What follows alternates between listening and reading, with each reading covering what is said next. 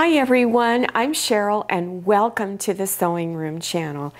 In this tutorial, I'm going to demonstrate how to make a mason jar quilt block.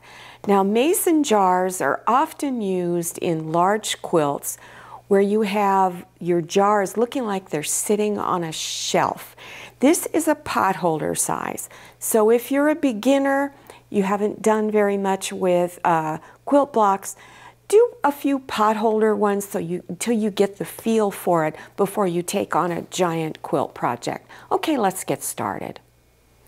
Now, all of the cutting instructions are listed below. I have one section that shows you on the potholder one you need a couple of extra pieces of fabric, and I indicate that down there. But for the main mason jar itself, that can be used in a quilt or in a potholder. So I'm going to give you a quick little tip on cutting those little 1-inch squares. So I first cut out a strip, a long strip, that's 1 inch wide. Then I take my ruler, put the 1-inch line on one end, line it up, make sure it's straight going this way, and then cut. And I keep going down until I have all of my little 1-inch squares.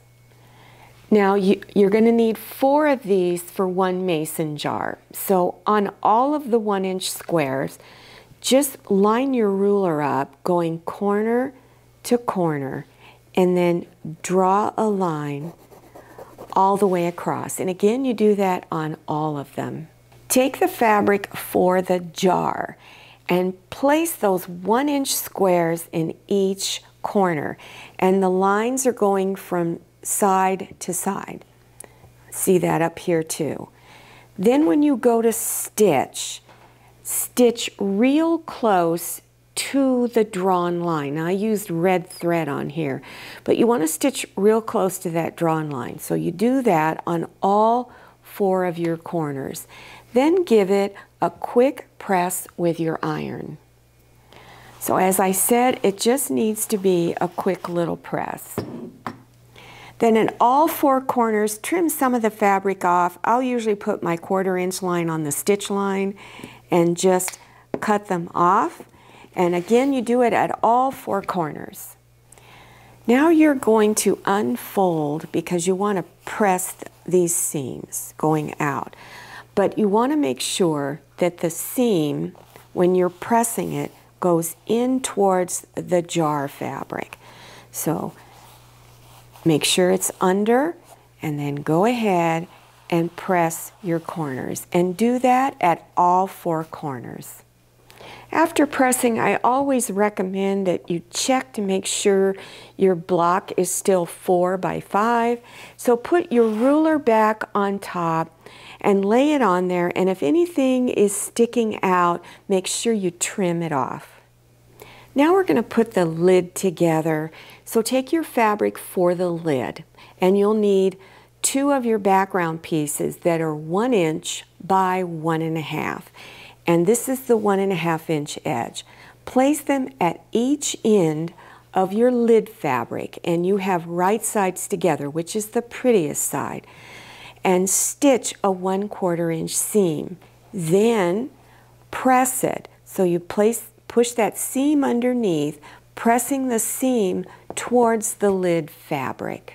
Now place the lid at one end, place it on top, place some pins to hold, and then stitch across there a 1/4 inch wide seam. And then when you press it, make sure that this seam goes towards the jar fabric, and then press this seam. So this is what it looks like when you've done with the mason jar. Now if you want to just make the potholder, you're going to cut 2 additional strips that are the same length as this edge, and I've cut mine 2.5 inches wide because when I'm done it's going to be an 8-inch potholder. So you bring these on top and stitch a 1/4 inch seam. Do the same thing with this edge, and then you press those edges. Then to finish it off so you have an 8-inch square for a potholder, you have 2 more strips of fabric. These are 1.5 inch wide by 8. You press it or stitch it on each end, and you have a pot holder. Now, if you want to make a quilt, here's one suggestion for doing it. Where the mason jars are on this, in between each of the jars, I've put a piece of fabric that's 2.5 inches wide. It's in between each one, and then I have one at each end. So that's one way of doing it. So you could do all your rows exactly the same. Now, when you start looking at examples of mason jar quilts, you'll find that they're all different sizes on the shelf. They're close together, they're separated. So you could actually leave out one sashing strip and have a few of them together. You could actually make one of them taller than the rest. So you can do all types of things. If you want it to look like your kitchen cabinet or a pantry unit, you could put a wide border up at the top to make it look like the molding on your kitchen cabinet, and then add a background strip of fabric, any width you want, to give it that airspace in between the top and where the jars are. Then another narrow strip, these are about 1.5 inches wide, for the shelf itself, then some more background fabric, then mason jars, and another shelf. You can just keep going on and on and on. And then when you're done, you can put more piece on another piece of the same color on each side, and you'll have something that looks like a pantry or kitchen cabinet quilt. If you want more examples of how you can make a mason jar quilt, go on the internet and enter mason jar quilt block. Then hit return on there and then scroll down a little bit till you see the word images. Click on images. It'll expand open and you will see dozens of different ways of putting this kind of a quilt together. Well, I hope you enjoyed this and that you learned something new. I hope you try this, at least do the pot holder.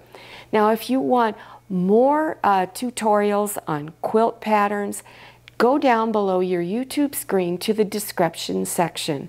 So as you scroll, click on the word more, and then it will expand open and you will see the links down there. Don't forget to follow me on Instagram and make sure you check out my Facebook page. Thank you so much for watching. I'll see you next time, and happy sewing. If you like the Sewing Room channel, one of the best ways to show your support is to subscribe by clicking on that red subscribe button and give this video a thumbs up. And don't forget to click on share to share this video with your friends. And make sure you click on the bell so you receive notifications for all my new videos. I'm Cheryl. This is Manny. See you next time.